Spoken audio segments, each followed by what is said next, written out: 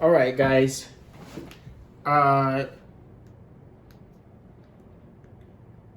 Today we're going to talk about Cuda cooperative groups. And the only thing you need to know about Cuda cooperative groups is that number one, it deals with administration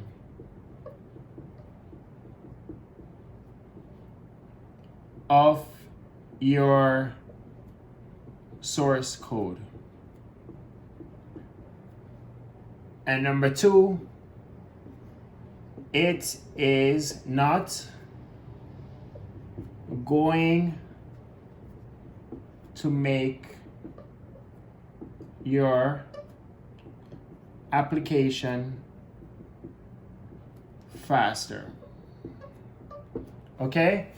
So I have a tutorial in the description below that talks about how to set up cooperative groups, what it's for, how to program it, how to use it in your code.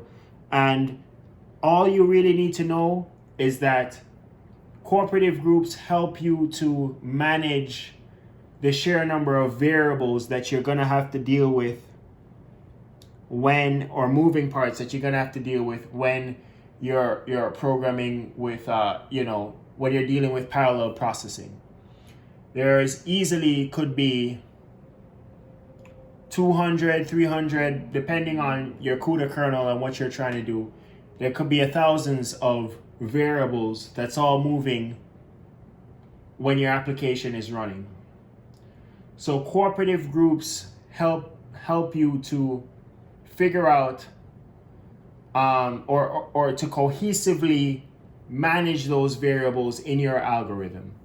And not only that, but it also makes it makes your algorithm a little bit more robust, a little bit more future-proof, so that if someone else in the future has to make modifications to your application, you have a little bit more of an opportunity to make your algorithm user-friendly and even concise and simplistic, so that the new guy who's coming in and who's updating your algorithm can do so in a cleaner, less invasive way that doesn't break your code or make your code more complex or harder to manage.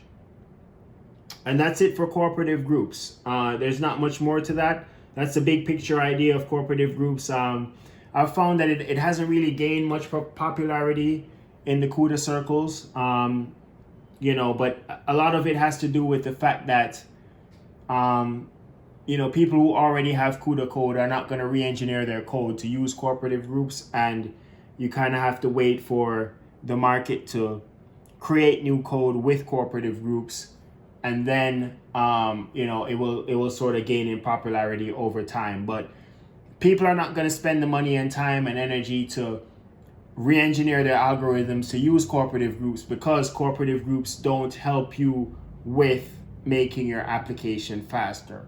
For the most part, it helps with making your code cleaner, making your code more organized, making your code just better to manage and deal with over time. So people aren't gonna go re-engineer their algorithms just to use cooperative groups. But if they're building something from the scratch up, or they're switching over from some other way of doing things to CUDA, then cooperative groups is a good place to invest. So if you're in parallel processing, if you're in high performance computing, and you want to you want to make your applications user friendly, concise, and manageable, then I strongly suggest that you take the time to learn cooperative groups and you use them.